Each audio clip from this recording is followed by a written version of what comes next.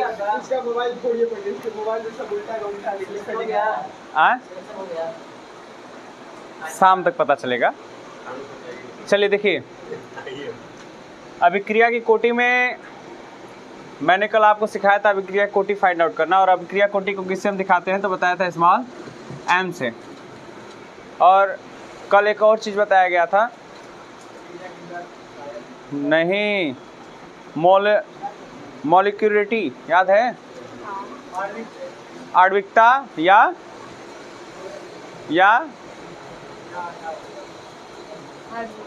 आणविकता या अणुसंख्यता था, अणुसंख्यता या आणविकता, जिसको मॉलिक्यूलरिटी कहा जाता है।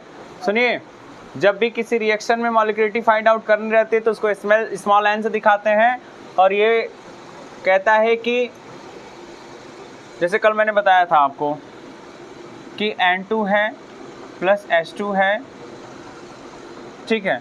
या फिर इससे नहीं, एक और चीज़ आपको मैंने बताया था, ये ले लो आप, O2 plus H2 equal to क्या बन जाएगा, H2O। बैलेंसिंग अगर आप इसका कर देंगे तो क्या हो जाएगा, यहाँ पे 2 ऑक्सीजन, यहाँ पे 2 कर दीजिए, यहाँ पे क्या कर दीजिए, सॉरी 2 बैलेंस है। तो मैं बोला था कि कभी भी किसी अभिक्रिया की कोटि निकालने से पहले हम अब क्या करते हैं,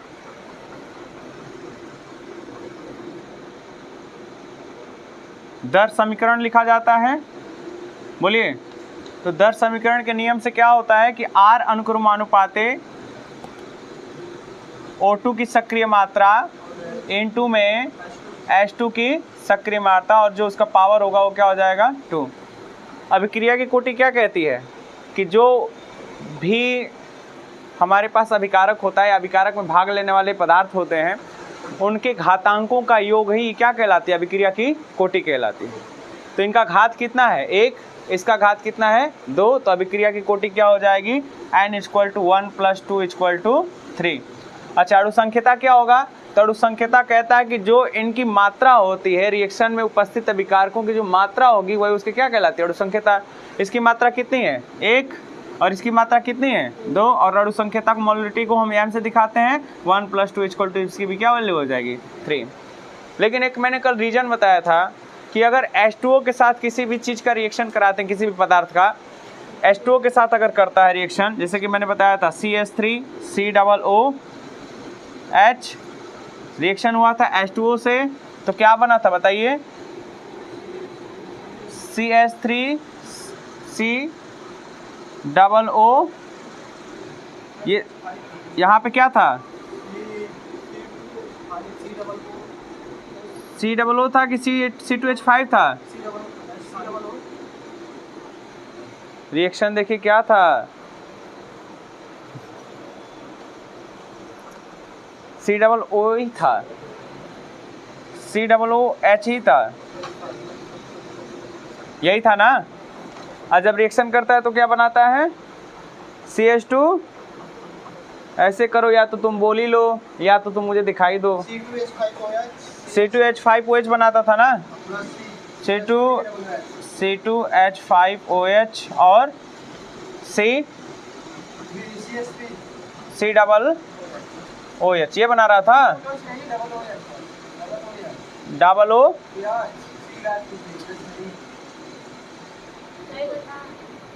सही तो लिखे थे हम, यही ना, क्यों,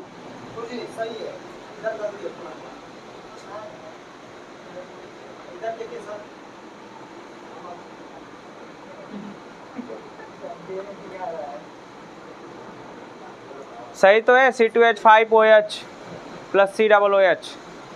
बात इसकी है ही नहीं, बात इसकी यहाँ पे ये है कि जैसे कि रिएक्शन जब हम करते हैं तो इसकी अणुसंख्यता, सुनिए, हेलो, इसकी अणुसंख्यता तो हम निकाल सकते हैं, अणुसंख्यता जो इसकी सामने मात्रा होती है उसकी बात करते हैं। तो इसकी कितनी है, 1, इसकी भी कितनी है, 1, तो बराबर कितना हो जाएगा, 2।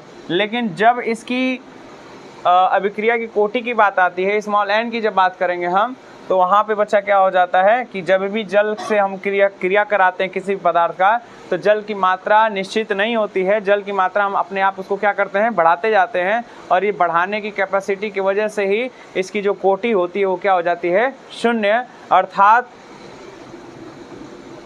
R अनुक्रमानुपाते CH3COOH का क्या बच्चा, पावर 1, और H2O की सक्रियता निकालेंगे, इसके पावर क्या हो जाएगा, 0। अर्थात N की वैल्यू क्या हो जाएगी, 1 + 0 बराबर। बात क्लियर है इतना ना, इस चीज को याद रखिएगा। अब एक चीज और, जैसे कहाँ गया, जैसे अगर हम बात करते हैं कि अगर रिएक्शन कराते समय कोई कैटलिस्ट ला दीजिए, कोई उत्प्रेरक की उपस्थिति करा दीजिए आप, तो उत्प्रेरक की उपस्थिति में समझते हो ना क्या होता है उत्प्रेरक, क्या चीज़, कैटलिस्ट। उस दिन हम बताए थे कि उत्प्रेरक का प्रभाव क्या पड़ता है अभिक्रिया के ऊपर। What is the effect of catalyst on the chemical reactions. तो फास्ट कर देता है, उसकी समय अभिक्रिया दर को क्या कर देता है, बढ़ा देता है। तो इसको देखिए,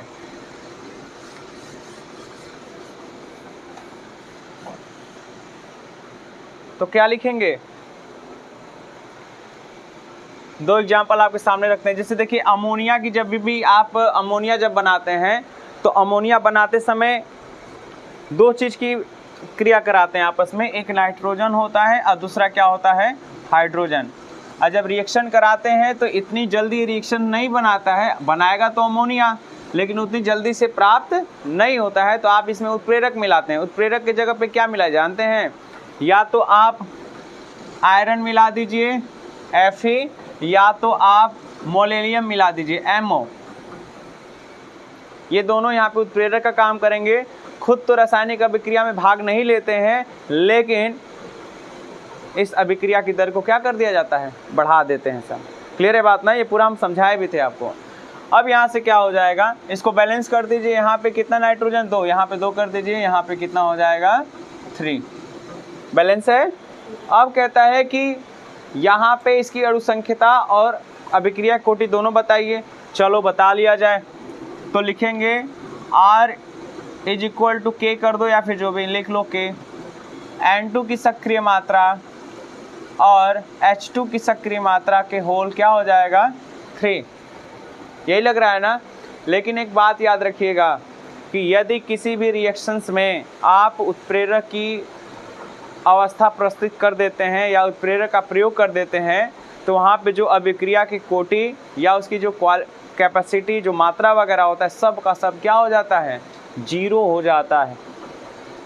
मीन साफ सी बात है कि अभिक्रिया की कोटि किसी उत्प्रेरक की उपस्थिति में फाइंड आउट किया जाएगा। या तो अणुसंख्यता ज्ञात करते हैं, तो सब के सब या तो उसकी मात्रा कह दीजिए या तो उसका पावर। जब मात्रा ही 0 हो जाएगा तो उसका पावर भी क्या हो जाएगा, 0। मतलब इसकी वैल्यू क्या हो जाएगी, 0 के बराबर हो जाती है। अर्थात हम कहते हैं कि इसका जो घातांक होगा वो क्या होगा, 0, और इसका भी घातांक क्या हो जाएगा, 0। अतः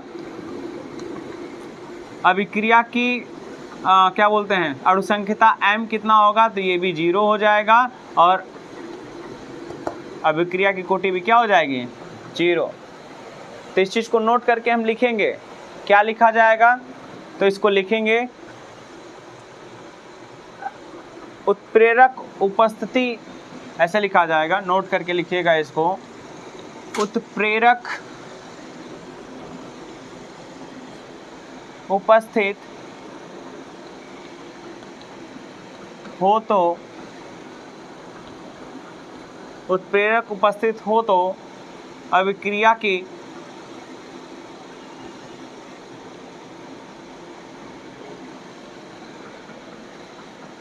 कोटि 0 होती है।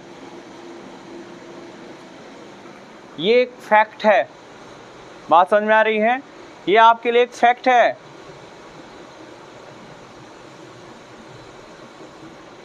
सॉरी, एक चीज़ गलत हो गया, सॉरी। गलती क्या है कि अणु संख्यता को भी मैंने बोल दिया 0 ना, सॉरी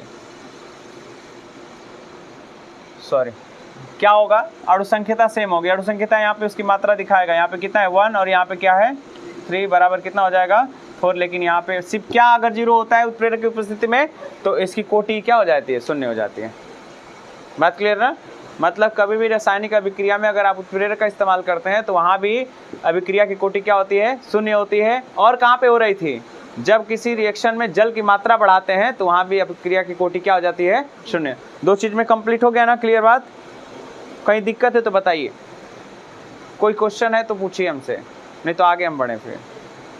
चलिए एक और, जैसे कि इसमें है सल्फर डाइऑक्साइड SO2 की रिएक्शन हम करा देते हैं O2 से, तो ये बना लेता है सल्फर टेट्राऑक्साइड आई थिंक, या सल्फर ट्राइऑक्साइड भी इसको कहते हैं, SO3 बना लेगा। सल्फर की मात्रा 1, ठीक है। ऑक्सीजन 2 2 4, यहाँ पे 2 का मल्टीप्लाई करते हैं 2 3 6 हो जाएगा, और यहाँ पे हम मल्टीप्लाई कर देते हैं 3 का, ठीक है ना? इतना सॉरी यहाँ पे नहीं, हाँ ठीक है, यहाँ पे 2 का कर दीजिए, 2 दूना 4, 4 2 6 और 2 3 6 और सल्फर भी 2 हो गया, ठीक है। और यहाँ पे उत्प्रेरक की उपस्थिति हो जाती है वैनेडियम पेंटाऑक्साइड V2O5 का। अगर उत्प्रेरक की उपस्थिति कराते हैं तो जो सल्फर ट्राइऑक्साइड आपको मिल रहा है वो बहुत ही तेज़ी से मिल जाएगा, और जब भी ऐसी क्रिया आप करेंगे तो वहाँ पे बोला जाएगा कि जो यहाँ पे अणु संख्यता है वो कितना है, 2 प्लस कितना है 1 बराबर कितना 3, लेकिन अभिक्रिया की कोटि क्या हो जाएगी, शून्य। बात खत्म। ये एक फैक्ट है आपके लिए, ऐसा होता है, मानना पड़ेगा कि ऐसा होता है। चलिए ये बात क्लियर। अब देखिए पेपर में मोस्ट इम्पॉर्टेंट, देखो भाई रासायनिक बलगतिकी पढ़ रहे हैं आप ना, बोलिए, is the very most important in your future educations. आपके फ्यूचर एजुकेशन में बहुत ही बड़ा सहयोग रहेगा इसका, ठीक है ना? तो इसको आप तैयार रखिएगा। अब देखो पेपर में 3-4 पॉइंट आपसे पूछेगा, जैसे कि पूछ देगा कि प्रथम अभिक्रिया कोटि दर्शाइए, अर्ध आयुकाल की अभिक्रिया कोटि या अर्ध अभिक्रिया कोटि के बारे में समझाइए, बात आ रही समझ में? या फिर बोलेगा शून्य कोटि अभिक्रिया को दर्शाइए। बात समझ में आ रहा है? तो कैसे निकाला जाएगा, आज आपको अर्ध आयुकाल अभिक्रिया कोटि समझा देते हैं और आपको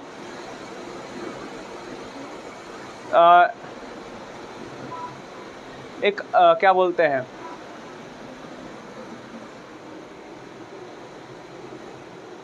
एक मिनट,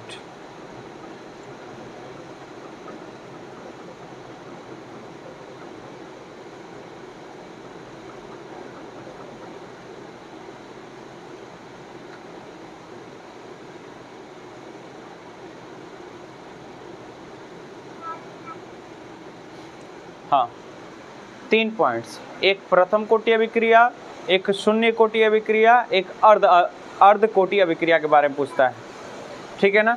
इसको हम समझाते हैं क्या चीज़ होती है। तो आप हेडिंग डालिए,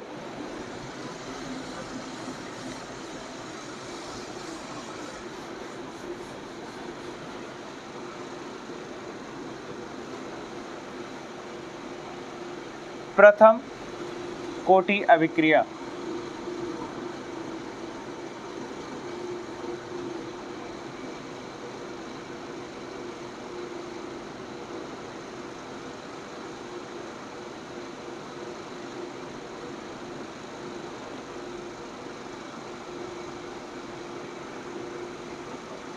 प्रथम कोटि अभिक्रिया क्या होता है इसको समझिए, लिखिए, अपने आप समझ जाएंगे। लिखिए, वे रासायनिक अभिक्रिया, बोले ना, वे रासायनिक अभिक्रिया, वे रासायनिक अभिक्रिया जिसकी अभिक्रिया दर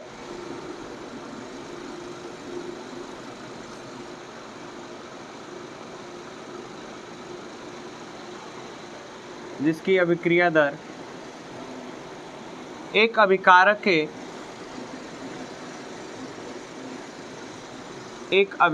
के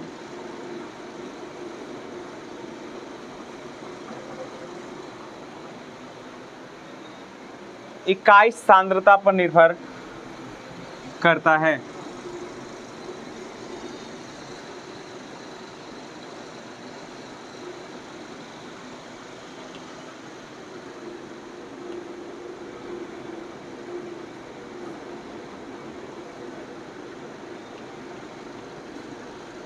इकाई सांद्रता पर निर्भर करता है। क्या बोल रहा है कि वे रासायनिक अभिक्रिया जिसकी अभिक्रिया दर एक अभिकारक के इकाई सांद्रता पर निर्भर करता है। इकाई सांद्रता मतलब समझ में आ रही बात? मतलब कोई अभिकारक में भाग लेने वाला अकेला ही कोई एक पदार्थ हो। इकाई मतलब एक, उसकी ही हम सक्रियता ज्ञात करेंगे, उसी के ऊपर डिपेंड हो जाएगा, उसको हम क्या कहेंगे? प्रथम कोटि अभिक्रिया। सपोज मेरे पास कोई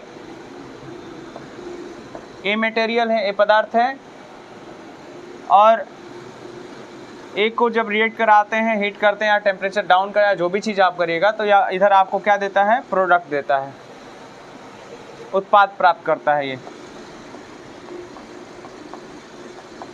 बहुत आसान है, समझ जाओगे, अर्धायुकाल की अभिक्रिया कोटि भी समझ में आ जाएगी। तो कहता है कि ये चीज़ है। अब इसके लिए एक लाइन लिख भी लिया जाएगा।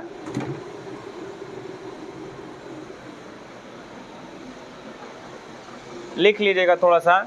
माना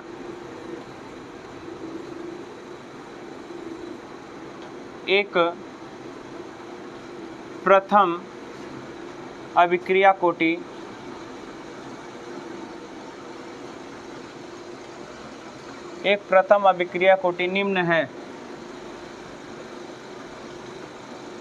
निम्न है।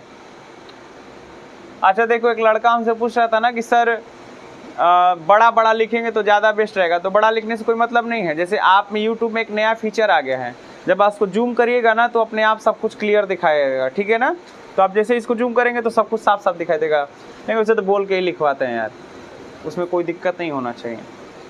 मैसेज किया था पर्सनली नंबर पे, व्हाट्सएप पे, हम पहचाने नहीं, आपका नहीं था वो, पर्सनली नंबर मैसेज किया था। वो उधर का था, क्या नाम है, मर्दा के साइड का कोई लड़का था। बोला था सर थोड़ा सा बड़ा बड़ा लिखेंगे तो ज़्यादा बेस्ट रहेगा। हम बोले कि बेटा जूम पॉइंट करिए उसको। जब किया तो बोला कि हाँ सर सही है। जो हमारा यूट्यूब अपडेट हो गया है ना, उसमें जूमिंग पॉइंट बड़ा सही है। तो मान लीजिए कि ये है। अब इसमें हम कहते हैं कि जो ये आपका पदार्थ आपने यहाँ पे लिया है, और इसका आप क्या करेंगे कि इसी की सक्रिय मात्रा पे जो भी बात होगी, प्राथमिक समय निकालिए, मतलब स्टार्टिंग पॉइंट में क्या था, या फिर आगे बढ़ के कुछ समय बाद ये अभिक्रिया जब करता है तो आपका उत्पाद कितना देता है। तमाम प्रकार की आप जो चीज़ इस पर फाइंड आउट करेंगे वही कहलाती है प्रथम कोटि अभिक्रिया। अब कैसे निकालोगे इसको लिखते हुए चलो, लिखेंगे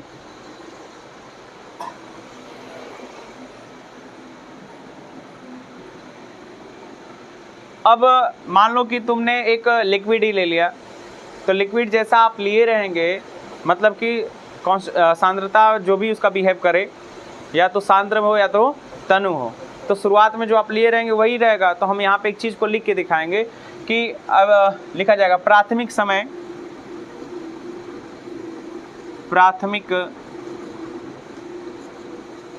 पहले आप समझ लीजिए इस चीज़ को, या लिखते चलेंगे तो लिखते चलिए, एक बार हम एक्सप्लेन कर देंगे इसको। प्राथमिक समय में सांद्रता,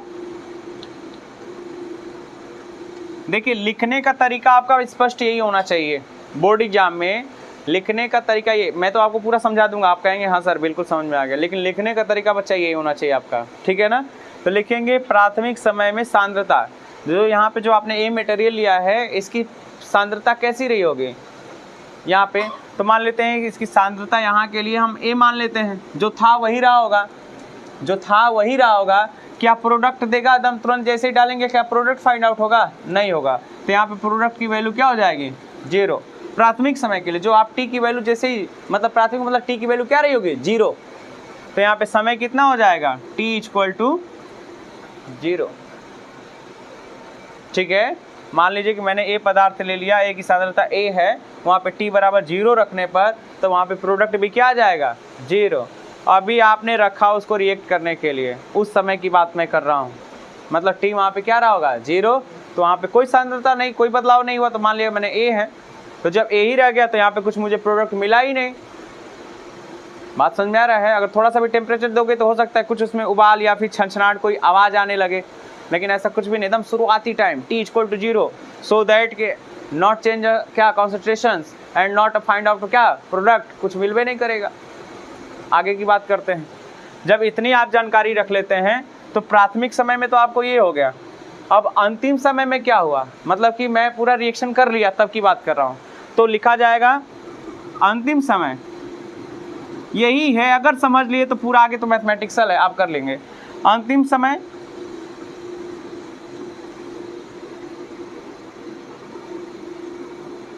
सांद्रता, तो t बराबर क्या हो गया होगा, कुछ समय आ गया, मतलब t बराबर t मान ले, बोलिए। तो t बराबर t, तो इसमें से a में से इसकी सांद्रता घटती है। मैंने तो पहले ही बोला था, याद करिए। रासायनिक बलगति का मतलब मैंने बताया था कि उसकी वेलोसिटी के बारे में जो हम समझते हैं वही हमारी रासायनिक बलगति कहलाती है, बोलिए। तो मैंने जब ये बताया था तो एक बात बताइए कि t में से x की वैल्यू, मान लो कि हम t में से x को माइनस कर दें, मतलब कि सॉरी फॉर दैट a में से x की वैल्यू घटा दें, मीन्स दैट कि इसकी सांद्रता यहाँ पे ऐसे कर लीजिए कि a माइनस क्या हो गया, x हो गया। a में से x क्या हो गया, खत्म हो गया। कुछ समय पश्चात मैंने देखा कि इसकी सांद्रता क्या हो रही है, कम। इसकी सांद्रता क्या होती है, याद आ रहा है, d/d माइनस में, और इसका d/d किस में, प्लस में। और ताक्षणिक निकाला था तो डेल्टा से। पीछे रिवीजन में रहिए आप एकदम, इस चैप्टर को तो कम से कम ओके रखिए आप।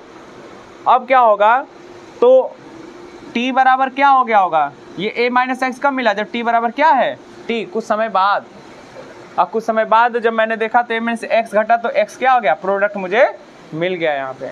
अगर ये चीज़ अगर आपको प्रोसेस समझ में आ गया तो बाकी प्रत्येक चीज़ भी आपको समझ में आ जाएगा। आगे वाली क्लास में बैठिए। बात समझ में आया, एनी प्रॉब्लम?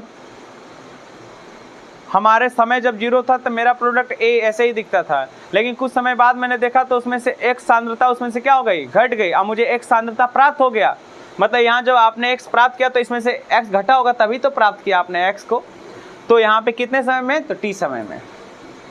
यही है, अगर इतना समझ गए तो बहुत अच्छा है, फिर तुम पूरा न्यूमेरिकल समझ जाओगे। आगे फिर जब इतनी बात आपको क्लियर हो गई तो आगे चला जाएगा।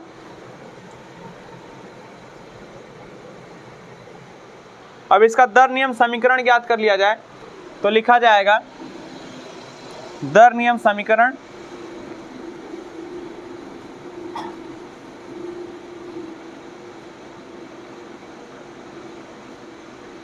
दर नियम समीकरण क्या मिलेगा आपको, तो इसका दर नियम समीकरण कैसे ज्ञात करेंगे बेटा, R अनुक्रमानुपात A की क्या हो जाएगी, सांद्रता, बोलिए। तो R अनुक्रमानुपात का चिन्ह हटाएंगे तो K स्थिरांक काम करेगा और A की क्या हो जाएगी, सांद्रता। अब इसके जगह A की जगह पे आपने क्या प्राप्त किया, A माइनस एक्स रख देंगे, तो यहाँ से आपको क्या मिलेगा,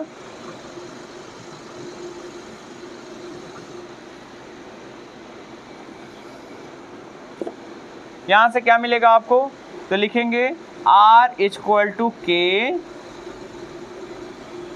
A माइनस एक्स की क्या हो जाएगी, सांद्रता। इसको इक्वेशन नंबर क्या मान लेंगे, 1। प्रोसेस यही है, अब इसी पे अब चलना है हमें। अब यहाँ से क्या हो जाएगा, लिखा जाएगा रासायनिक बलगति नियमानुसार, रासायनिक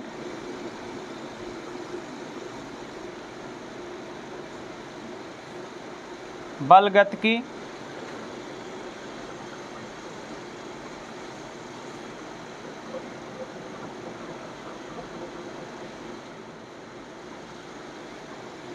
नियमानुसार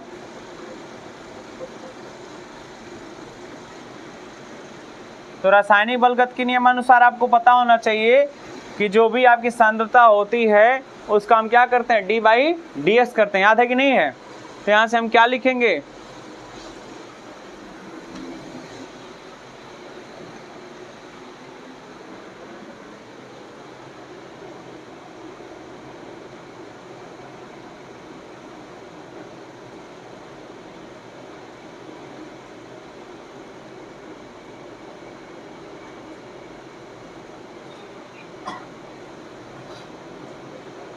चलो एक आपसे वर्क देते हैं, आप एक काम करिए, आपने जो हेडिंग लिखा था रासायनिक बल गति उसका थ्योरी पढ़िए, उसके बाद समझ में आएगा।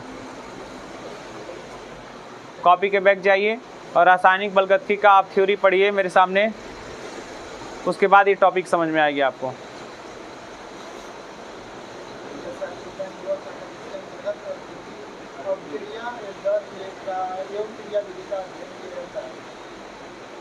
तो उसमें डी अपान डी एक्स मैंने करवाया था, कुछ याद है क्या था, डी एक्स अपान में डी टी, कुछ नहीं था।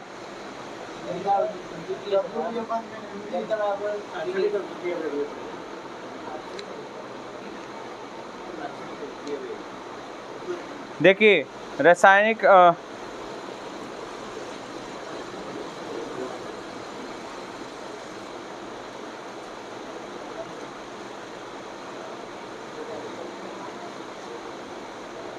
देखिए बता रहे हैं, रासायनिक बल गतिकी में एक टॉपिक्स आपको मैंने लिखवाया था, रासायनिक अभिक्रिया की दर। दर का मतलब होता है परिवर्तन, दर का मतलब होता है वेग, वेलोसिटी। तो उसमें आपको करवाया गया था रासायनिक अभिक्रिया की दर में कि इकाई समय अंतराल में, इकाई मतलब कोई एक समय अंतराल होगा जिसको आप टी समय आपने दिया, ध्यान से देखिएगा, टी समय आपने दिया, और बोल रहा है कि अभिक्रिया या उत्पाद के मोलर रासायनिक अभिक्रिया को, या सॉरी इकाई समय अंतराल में अभिक्रिया, अभिकारक है यार, क्या लिखे हो, अभिकारक या उत्पाद के मोलर सांद्रता में परिवर्तन को मोलर क्या कहा जाता है, रासायनिक अभिक्रिया की दर कहते हैं। तो वहां से आपको एक चीज फाइंड आउट होता है, अभिक्रिया की दर आर इक्वल टू अभिक्रिया उत्पाद की सांद्रता में परिवर्तन। तो अभिक्रिया की सांद्रता या उत्पाद में परिवर्तन कितना हो रहा है, इधर देखिए एक्स हो रहा है ना, और समय कितना ले रहा है, टी लिखवाया ना समय अंतराल। तो वहाँ के लिए मैंने चेंज किया था डेल्टा उत्पाद या डेल्टा अभिकारक बटा में डेल्टा टी, और उसके सामने माइनस था, और एक चीज़ और मैंने करवाया था डेल्टा एक्स, डेल्टा माइनस था ना कि प्लस में था, माइनस में रहेगा तो अभिकारक के लिए और प्लस में रहेगा तो उत्पाद के लिए। तो डेल्टा उत्पाद अपान में डेल्टा टी। तो रासायनिक अभिक्रिया में परिवर्तन आपके लिए कितना हुआ, एक्स, और यहाँ पे कितना हो रहा है, ए माइनस एक्स। तो आपने ए माइनस एक्स तो यहाँ पे लिख लिया है, लेकिन अगर इसके लिए रासायनिक बल गतिकी छूटा क्या, एक्स, तो यहाँ से हम क्या करेंगे, अर्थात आर बराबर क्या हो जाएगा, डेल डी एक्स अपान में क्या हो जाएगा, डी टी। इसीलिए मैं बोला कि उसको आप पढ़िएगा तो अपने आप समझ में आ जाएगा कि जितना परिवर्तन होता है वो चीज़, और बटा में जितने समय में परिवर्तन होता है वही हमारा कहलाता है रासायनिक बल गतिकी का नियम, या तो रासायनिक अभिक्रिया की दर। बात समझ में आया। तो इतना आपने परिवर्तन किया है कुछ देर पहले, तो हम इसको इक्वेशन क्या कर देंगे, 2। अब समीकरण 1 में, सॉरी समीकरण 2 में कहाँ गया, समीकरण 1 ये है ना, समीकरण 2, हाँ समीकरण 2 में आर का मान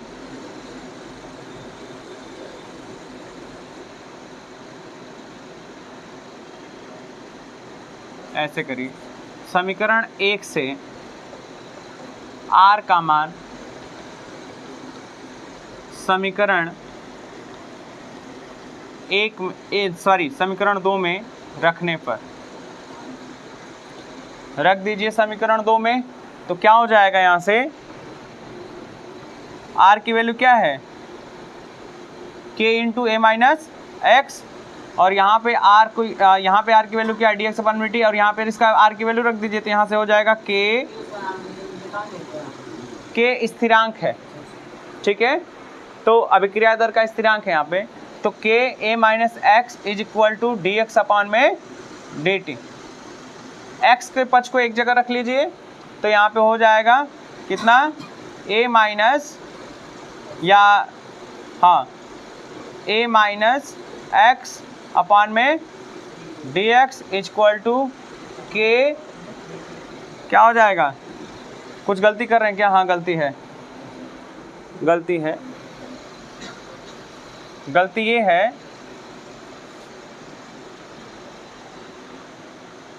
इसको इधर कर दीजिए, इसको इधर कर दीजिए, तो क्या हो जाएगा यहाँ से? अगर इसको इधर करेंगे तो हो जाएगा dx अपान में a माइनस एक्स, और इसको इधर लाएंगे तो हो जाएगा बराबर k इंटू डी टी। ये चीज़ होना चाहिए आपका। अगर यहाँ तक पूरा थ्योरी समझ में आ गई, देखो दो जगह बहुत गंभीरता से, एक ये चीज़ अचानक से आ गई ना ये चीज़ें, और इसका मान उठा के यहाँ रखना, ये दो बहुत बड़ी बड़ी चीज़ है। अगर इसको आप क्लियर करते हैं तो आपका पूरा कंप्लीट होगा। आगे अब इन दोनों पक्षों का समाकलन कर दीजिए। क्या करेंगे? समाकलन कर दीजिए। तो लिखेंगे दोनों पक्षों का समाकलन करने पर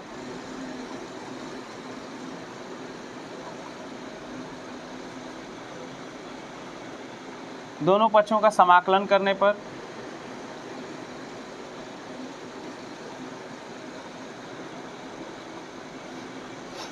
समाकलन करिए। तो समाकलन करेंगे तो समाकलन का चिन्ह यही ना होता है,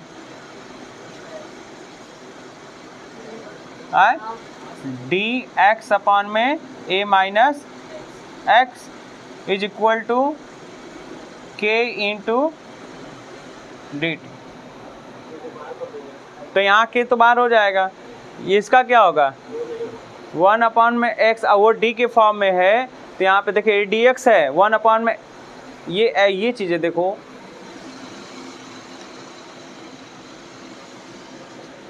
देखिए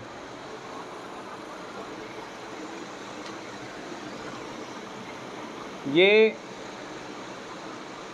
1 अपान में एक्स, चूँकि फार्मूला जानते हो 1 अपान में एक्स डी एक्स बराबर होता है log ई बेस एक्स।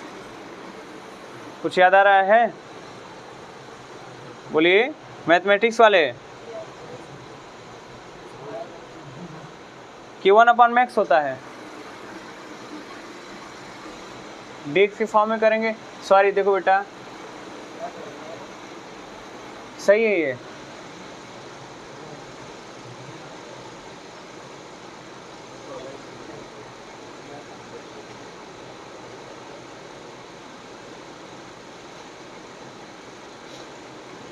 ठीक है। इसका हो जाएगा log बेसी 1 अपान में एक्स। समाकलन करिएगा डी एक्स के फॉर्म में तब। तो यहाँ से आप ले लीजिए, इसके लिए ये हो जाएगा, कितना हो जाएगा? log ई, और इसका हो जाएगा 1 अपान में ए माइनस एक्स। उसके बाद इसका क्या हो जाएगा? इज इक्वल टू के, तो क्या हो जाएगा? बाहर, और डी टी का क्या हो जाएगा? डी टी का क्या हो जाएगा? देखो अगर यहाँ पे कुछ नहीं है, के अगर बाहर करते हैं तो ये ऐसे हो जाता है। डी टी का समाकलन जब आप करते हैं तो यहाँ पे कुछ नहीं है, तो हम मान लेते हैं टी के पावर क्या रहा होगा? 0, और 0 का मतलब होता है क्या? 1। तो यहाँ पे हम 1 मान लें इसको, तो मतलब टी के पावर 0, और जब टी के पावर 0 आता है, जब उसका आप समाकलन करते हैं, जब इसका समाकलन करते हैं तो होता है टी के पावर 0 प्लस 1 अपान में 0 प्लस, सही है ना? बोलिए, टी के पावर 0 प्लस 1 अपान में, क्योंकि फार्मूला होता है एक्स के पावर अगर n है तो हो जाता है एक्स के पावर n प्लस 1 अपान में n प्लस 1। तो n की जगह क्या है? नंबर है, तो यहाँ पे नंबर कितना है? 0। तो यहाँ पे हम कहेंगे कि इसका समाकलन अगर करना होगा तो टी के पावर 0 प्लस 1 अपान में 0 प्लस 1 बराबर कितना आ जाएगा? टी आ जाएगा, क्योंकि टी के पावर 1 और नीचे आ गया 1, तो यहाँ पे क्या हो जाएगा? टी। तो यहाँ से हम कह सकते हैं के इंटू टी। और जब आप इसका समाकलन करिएगा तो यहाँ पे एक स्थिरांक c लगा देते हैं, प्लस c। मैथमेटिक्स वाले जान रहे होंगे इस चीज़ को, कि जब भी तुम समाकलन करते हो तो उसमें एक कांस्टेंट c ऐड कर दिया जाता है।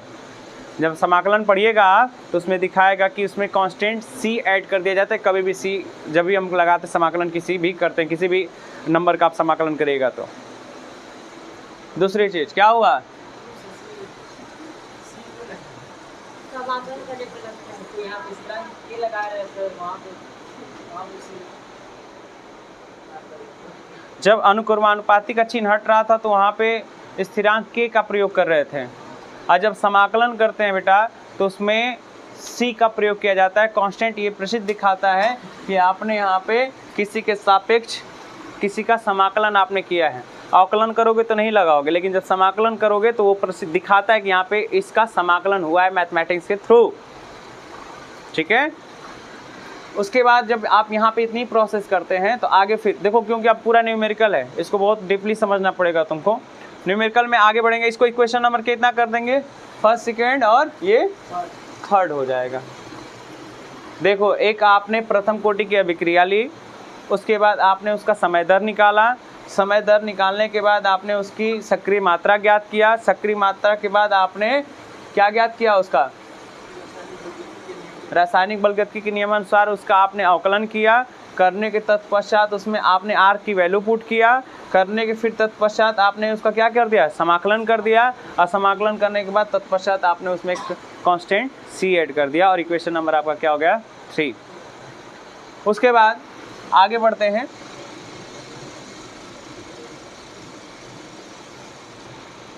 अब यहाँ पे देखिए, यहाँ पे टी की वैल्यू पुट की जाएगी और x की वैल्यू या तो a की वैल्यू पुट करेंगे। ठीक है, तो करके देखा जाए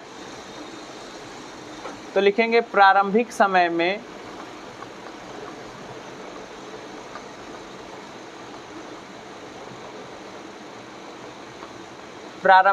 में जो t की वैल्यू थी वो कितनी थी, 0, और x की वैल्यू कितनी थी, यहाँ पे x बराबर आपको क्या मिल रहा है, तो x बराबर यहाँ से हो जाएगा 0। तो यहाँ से आपको फिर इसमें इन दोनों की वैल्यू क्या कर दिया जाए, पुट कर दिया जाए। तो अतः समीकरण 3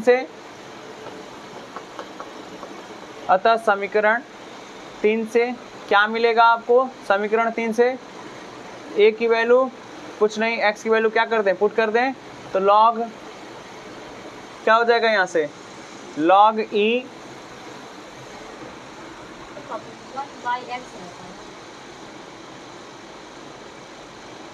नहीं यार, एक कुछ गलती हुआ है, ये गलती है ना, यहाँ पे x ही होगा इसका, ये x होता है।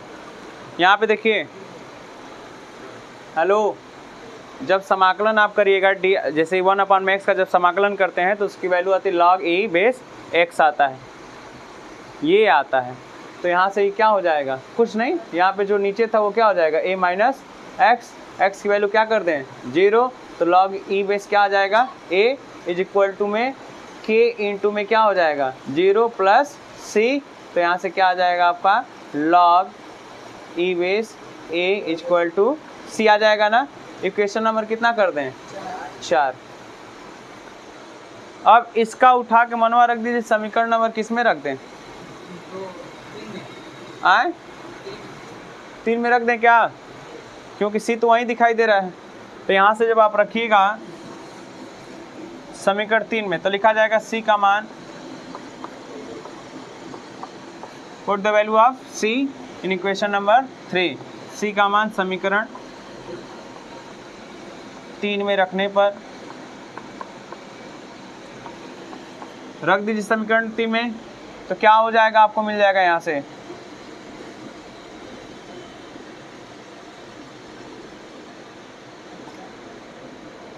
माइनस है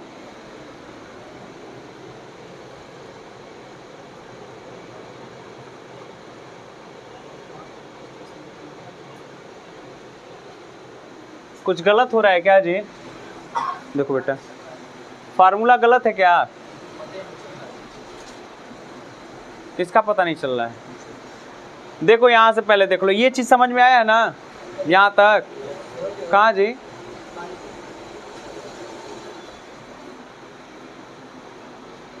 R इक्वल टू, ये तो चीज क्लियर हो गई होगी आपकी, रासायनिक बलगतिकी से आपने ये चीज सुनिए, पहले ये आपने कर लिया। अब दोनों पक्षों का समाकलन जब करते हैं ना, तो एक फार्मूला में गलती हो रहा है, फार्मूला ये नहीं होना चाहिए। 1/x dx का जब फार्मूला, देखो यहाँ पे dx बाहर करेंगे तो 1/में माइनस x हो जाएगा ये, ds का मतलब मल्टीप्लाई हुआ है 1 में, तो इसको बाहर करेंगे तो एक फार्मूला सेटअप कर लिया जाए। ये फार्मूला मुझे गलत लग रहा है, क्योंकि 1 माइनस एक्स डी एस का जो फार्मूला करते हैं तो माइनस लॉग बेस ई एक्स आना चाहिए, माइनस में होगा। अब माइनस में जब करिएगा तो ये भी वैल्यू किस में हो जाएगी, माइनस में, और ये भी वैल्यू किस में, माइनस में, ये वैल्यू किस में, माइनस में। ये चीज़ होगा, सही है, सही है।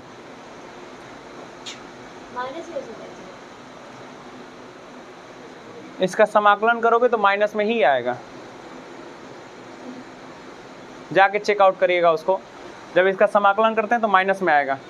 1/x ds equal to minus log x base में ई आता है।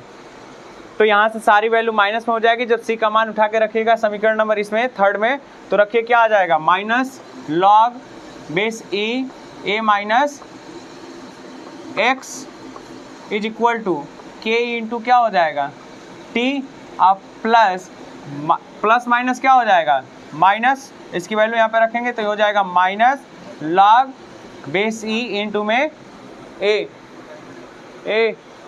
एक तो हवा लग समझ में आ नहीं रहा है, बेवकूफ़ जैसा बतिया रहे हो लोग, क्या मतलब है। बस थोड़ी सी बात आपको यहाँ पे सेट करनी है कि जो इसकी वैल्यू होगी, जैसे 1/x के फॉर्म में है, तो इसकी जब आप समाकलन करिएगा तो लॉग में आता है, वो भी किस में, माइनस में आएगा। तो माइनस लॉग क्या हो जाता है, एक्स हो जाता है। तो 1/a माइनस एक्स क्या हो जाएगा, minus log a minus x हो जाएगा। बस और कुछ नहीं। सॉल्व करिएगा, यहाँ पे इस समीकरण में आप t की वैल्यू 0 रख दीजिए, इसकी वैल्यू क्या कर दीजिए 0। तो यहाँ से आपको क्या मिल जाएगा, समीकरण 3 से वैल्यू पुट कर दो इसमें, तो यहाँ से मिल जाएगा a और यहाँ से मिल जाएगा c। देखिए इधर डिस्टर्ब मत होइए, डिस्टर्ब होंगे भैया तो फिर हमको फिर हमारा दोस्त मत दीजिएगा, कहीं भी पढ़िएगा वही प्रोसेस बताया जाएगा। तो यहाँ से जब आप इसमें वैल्यू पुट करिएगा, इसको एक जगह इधर कर दीजिए, तो इसको माइनस वाले को इधर लाएंगे तो क्या हो जाएगा, प्लस लॉग ई बेस ए, और ये क्या हो जाएगा, माइनस लॉग ई बेस ए माइनस एक्स बराबर क्या हो जाएगा, के टी। ठीक है। अब यहाँ से एक आपको नया फार्मूला फिर से मिलेगा, log x minus log y वाला। तो log x minus log y किसके ऊपर डिपेंड होता है, log x अपन y का। बोलिए, एक फार्मूला होता है log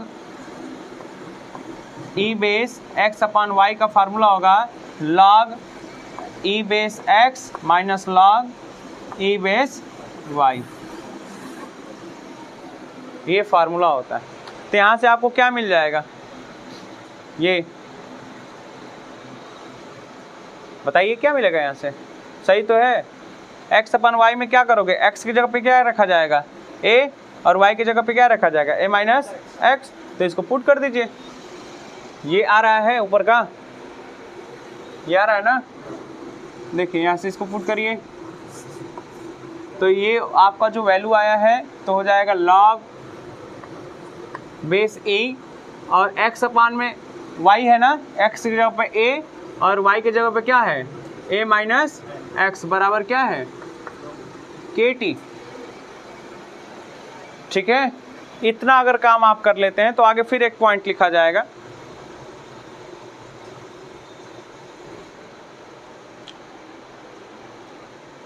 ठीक है, एक चीज़ और देखिए, मैंने log e बेस को जो नेचुरल होता है, log बेस ही एक नेचुरल पॉइंट है, इसको जब आप चेंज करिएगा 10 में तो कितने से मल्टीप्लाई किया जाता है बताओ, रासायनिक बल का उसमें क्या नाम है, सेकेंड पॉइंट में मैंने आपको करवाया था, अरे थर्ड चैप्टर में, पुरानी किताब से थर्ड चैप्टर, नई किताब से सेकेंड चैप्टर, वो था जी इलेक्ट्रोकेमिस्ट्री, विद्युत रसायन में आपको मैंने बताया था चेंज करके 2 पॉइंट कितना होता है। मैंने log बेस e को चेंज किया था log 10 में, log बेस 10 में चेंज किया था, तो कितने का मल्टीप्लाई किया गया था,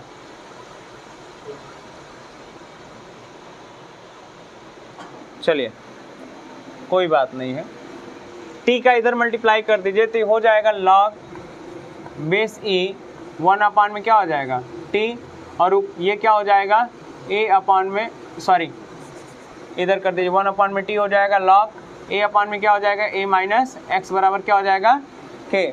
अब यहाँ से जब आप इस e बेस को चेंज करते हैं 10 में तो 2 पॉइंट हंसने वाली बात नहीं है, हंसते ही रह जाओगे लोग। फिर बड़ा मेहनत लग रहा है समझाने में, इसको नहीं समझ में आ रहा है तो बोलिए, हम फिर से तीसरी बार समझाएंगे, लेकिन हंस के अपना खुद हार्ट्स निकाल रहे हैं आप। 2 बात पॉइंट है कि आपको समझ में नहीं आ रहा है, फिर नहीं आ रहा है तो वहाँ पे पॉइंट से पूछिए कि फिर यहाँ से हमको हम फिर से बताएंगे, ना बताएं तो हमारे अंदर कमी निकालिए। हंस के आप अपनी गलतफहमी को और बढ़ा रहे हैं। फिर जब भी log बेस e को 10 में चेंज करते हैं तो 2.303 का मल्टीप्लाई हो जाता है, तो यहाँ से हो जाएगा 2.303 अपॉन में t तो है ही, और ये हो जाएगा log बेस 10 a में a minus x equal to k। और यही है प्रथम कोटि अभिक्रिया का सूत्र, k इक्वल टू क्या हो जाएगा, यहाँ से यहीं से कर लीजिए, इसको कवर कर लो। ये है तुम्हारा प्रथम कोटि की अभिक्रिया का समीकरण, प्रथम कोटि अभिक्रिया के लिए। फिर से एक्सप्लेनेशन में पूरा इसको कर देता हूँ। बोल रहा है कि मान लीजिए कि प्रथम कोटि की अभिक्रिया क्या होती है, तो जिसकी अभिक्रिया दर एक अभिक्रिया इकाई की सांद्रता पर क्या हो निर्भर करता हो। तो मतलब मुझे सिर्फ एक अभिकारक के जगह पे बस एक ही पदार्थ लेना है, तो मैंने ले लिया एक ठो पदार्थ। अब इसकी अभिक्रिया मैंने देखा तो कोई उत्पाद अभी मिल नहीं रहा है। कब नहीं मिल रहा है, जब समय क्या हो 0 हो। अभी मैंने ला के रखा, कुछ अभिक्रिया नहीं किया, तो यहाँ पे प्रोडक्ट कुछ फाइंड आउट होगा नहीं, तो मुझे निकालना है x, प्रोडक्ट में x की वैल्यू निकालनी, तो यहाँ पे x की वैल्यू 0 है। कब, जब कुछ भी समय नहीं भी बीता, कुछ लिया ही नहीं, मैंने कुछ किया ही नहीं उसके साथ, तो t इक्वल टू 0। अब कुछ मैं समय बाद देखा तो t बराबर जब t ले लिया तो वहाँ पे a जो इसकी सांद्रता थी उसमें सांद्रता में से कमी आ गई। कितना कमी आ गई, तो x। क्यों, क्योंकि मुझे प्रोडक्ट जो मिला वो क्या मिला, x मिल गया। अब इसका हम क्या करेंगे कि दर नियम समीकरण निकालेंगे, किसका, इस प्रोडक्ट a का। तो जब इस निकालेंगे तो ये आएगा, हटाएंगे तो k स्थिरांक लगेगा। अब a की जगह आपने क्या वैल्यू पुट की, तो हम कहेंगे a माइनस एक्स। तो a माइनस एक्स आपने निकाला यहाँ से। अब कहेंगे कि रासायनिक बलगतिकी नियम से, नियमानुसार, तो ये जो a माइनस जितना परिवर्तन हुआ है, जितने समय में परिवर्तन होता है, उसी के अनुपात को रासायनिक बलगतिकी नियम कहा जाता है या रासायनिक अभिक्रिया की दर कही जाती है। तो कह लीजिए r equal to dx upon में dt, इक्वेशन नंबर सेकेंड। अब इक्वेशन नंबर सेकेंड में इक्वेशन नंबर फर्स्ट का वैल्यू रख दो r की जगह पे, तो रख दिया, तो k r की जगह पे क्या आ गया, k into a minus x, और इक्वल टू आपका dx अपॉन में क्या है, dt है। अब यहाँ से आपको मिल गया कि dx, इनके x के पक्ष, x का पद एक तरफ रख कर दीजिए, तो यहाँ से t का आप मल्टीप्लाई करेंगे तो k इंटू dt हो जाएगा, और इसको इसका इधर करेंगे तो dx अपॉन में क्या हो जाएगा, a माइनस एक्स। उसके बाद बोला है कि दोनों पक्ष का समाकलन कर दीजिए। दोनों पक्ष का समाकलन करेंगे तो ये 1/x के फॉर्म में दिखाई दे रहा है, तो जब इसका समाकलन होता है तो इसका होता है minus log base e into x. बात समझिएगा। और ये फार्मूला इसके लिए सेटअप होता है, और इसके लिए क्या होता है, तो k क्या है, जब t के फॉर्म में समाकलन हो रहा है तो k कांस्टेंट का काम करेगा, तो k क्या कर देंगे बाहर। k कहता है कि मेरा मान क्या है, नियत है, तो इसको बाहर कर दीजिए। अब बच गया अंदर क्या, तो log बेस e, और 1/x का क्या हो गया, माइनस, तो माइनस, और x की जगह पे क्या है, a minus x is equal to में। इसका जब आप समाकलन कर रहे हैं तो k बाहर है, तो k का k हो गया। इसका dt का समाकलन क्या होता है, t होता है। अभी मैंने करके बताया t के पावर 0 रहा होगा, तो 0 t टू पावर 0 + 1 अपान में 0 + 1 इक्वल टू t, तो यहाँ पे t हो गया। और जब समाकलन करते हैं तो वहाँ पे कांस्टेंट c का प्रयोग किया जाता है, c हो गया। अब यहाँ से क्या करेंगे, प्रारंभिक समय इसमें लिया जाएगा, दर्शाया जाएगा कि प्रारंभिक समय में क्या इसकी स्थिति रही होगी। तो अंतिम स्थिति में जो भी परिवर्तन किया आपने इसके लिए किया ना, प्रारंभिक स्थिति इसके लिए क्या हो जाएगी, तो बड़ा भारी पड़ रही है। क्या हो रहा है तब, तो t बराबर 0, x की वैल्यू 0, तो यहाँ पे सेट कर दीजिए समीकरण 3 में, तो मिल गया माइनस log a, x की वैल्यू 0, तो a का मान निकल जाएगा बस। तो minus log base e a is equal to k into 0 plus c equal to minus log base e a into equal to क्या हो गया, c का मान समीकरण उठा के रख दीजिए किसमें, 3 में, तो रखिएगा तो आ जाएगा minus log base e a minus x is equal to k into t, और c की वैल्यू हो जाएगी minus log base e a। यही तो किया गया है। उसके बाद क्या करिए कि इस वाले पक्ष को log की तरफ ला दीजिए, तो माइनस वाले को इधर लाएंगे तो क्या हो जाएगा प्लस, तो log बेस ई ए और माइनस वाला यहाँ पे है ही, तो माइनस log बेस ई क्या हो जाएगा a minus x is equal to क्या बच रहा है इधर k इंटू टी। यहाँ से क्या हो जाएगा, तो फार्मूला यहाँ पे दिख रहा है log x अपान में y का, तो x की जगह मतलब a और y का मतलब a माइनस एक्स, सेट कर दीजिए यहाँ पे, तो हो गया log base e a upon में a minus x equal to k t. और आप जानते हैं कि t का जब इधर मल्टीप्लाई कर देंगे तो 1 अपान में t log base e a upon में a minus x equal to k, और log बेस ई नेचुरल को चेंज किया जाएगा log 10 में, तो 2.303 का क्या किया जाता है मल्टीप्लाई, और जैसे ही आप करिएगा तो 2.303 का मल्टीप्लाई किया तो 2.303 log अपान 10 और 1 अपान t का मतलब 1 अपान में t इक्वल टू क्या आ जाएगा, सॉरी 1 अपान में a minus x equal to k आ गया। यही होती है प्रथम कोटि की अभिक्रिया, यही फार्मूला होता है। आप पूरा कर लिए इसको अपने कॉपी पे, अभी मैं स्टॉप कर रहा हूँ, इसको उतारिए। और एक अर्ध आयु काल की बताता हूँ। एक जब भी हम चेंज करते हैं log बेस ई को चेंज किया जाता है 10 में ना, log 10 में चेंज किया जाता है तो 2.303 का मल्टीप्लाई किया जाता है। आप कभी भी इस फार्मूले पे नहीं सॉल्व कर सकते हैं, कभी भी आपको इस log e को 10 में परिवर्तन करना ही होगा, क्योंकि आप न्यूमेरिकल लगाने जा रहे हैं। बात समझ में आ रहा है ना। और यहाँ पे 2.303 आपको लगाना ही पड़ेगा। करिए, तो उसके बाद अर्ध आयु काल का बताएं आपको, करिए इसको, छोड़िए जान दीजिए।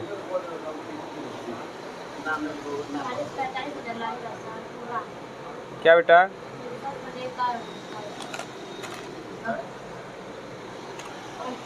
अच्छा देखिए, दोनों का लेकर ट्यूशन का भी लेकर दोनों का। इधर समझिए, अगर बात हो जाती है अर्ध आयु काल की, मतलब कि t½ हो जाता है, मतलब कि पूरा का नहीं, t बराबर t नहीं, t बराबर कितना हम करते हैं 1/2। बात समझ में आ रहा है। सेम वही चीज़, बस t को मैंने क्या कर दिया, हाफ कर दिया, और जब t आपने हाफ किया तो यहाँ से आपको x बाई क्या मिलेगा, और यहाँ से आपका क्या होगा a माइनस, या a का हम क्या करेंगे हाफ कर सकते हैं। बात समझिए, मीन्स दैट जो a में, या फिर हाँ कर सकते हैं a माइनस एक्स बाई 2। मैं अभी एक लाइन लिखवाऊंगा तो आप पकड़ लेंगे क्या चीज़ है, लेकिन आपको पूरा एक्सप्लेनेशन यहीं पे कर दूं। तो जो भी प्रक्रिया थी, पूरा प्रोसेस यही रहेगा, बस t के जगह पे और x की जगह पे क्या हो जाएगा, हाफ हो जाएगा, ठीक है। और इसके लिए क्या बनेगा, देखिए मैं लिखता हूँ इस चीज़ के लिए। ये प्रथम कोटि की अभिक्रिया थी,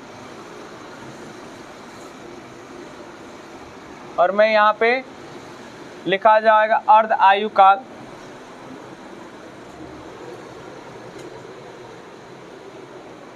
ये प्रथम कोटि की अभिक्रिया, और अर्ध आयु काल की अभिक्रिया आपसे पूछता है तो क्या बताएंगे, देखिए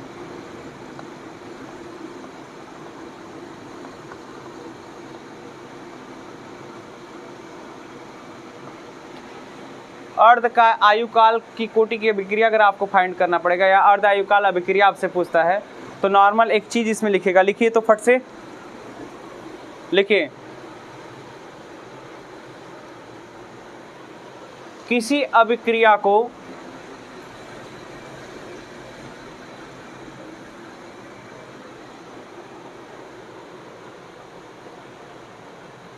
किसी अभिक्रिया की करिएगा, किसी अभिक्रिया की अर्ध आयु काल,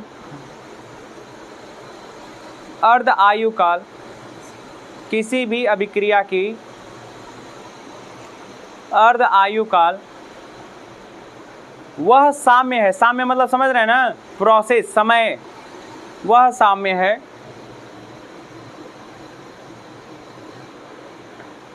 जब अभिकारक की आधी मात्रा, जब अभिकारक की आधी मात्रा शेष रहती है या अभिकृत हो जाती है, अभिकारक की आधी मात्रा शेष रहती है या अभिकृत हो जाती है, वहीं पे उस प्रोसेस को क्या कर दिया जाता है, रोक दिया जाता है। बात समझ में आ रहा है? या वो क्रिया चल रही है, अभी आधी शेष है, मैं आधे का ही निकाल दिया, ठीक है, कामा अर्ध आयु काल की अभिक्रिया कहलाती है।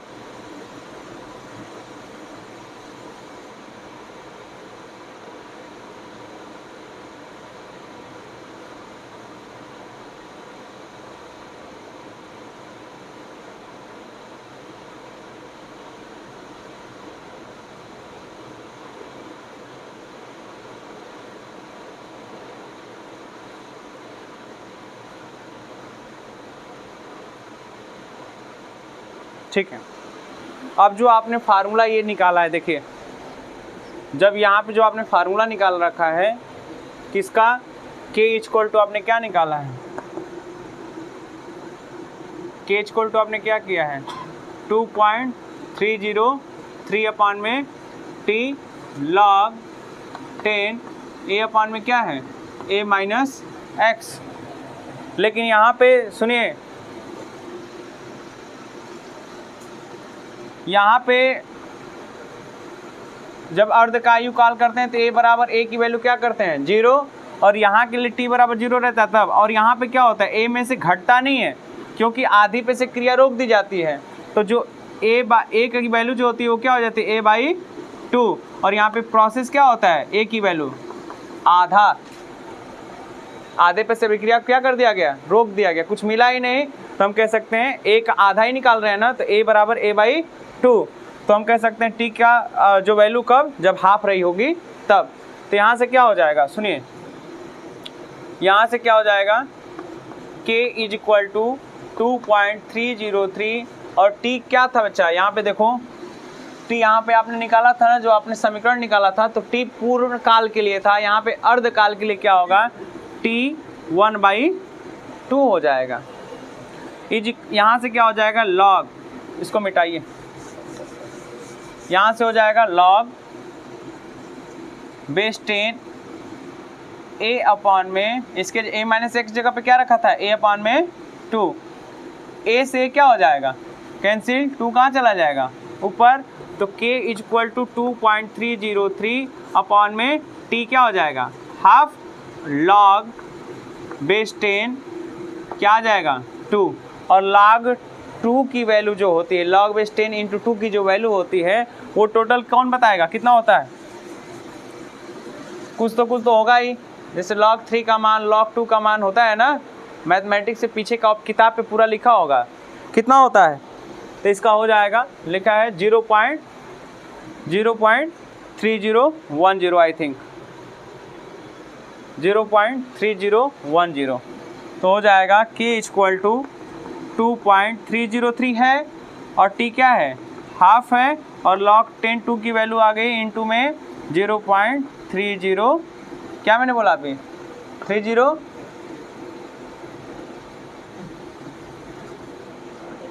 20 log 10 की ये वैल्यू होती है, बस पुट कर दीजिए यहाँ पे, और इसका इसमें क्या कर दीजिए मल्टीप्लाई कर दीजिए,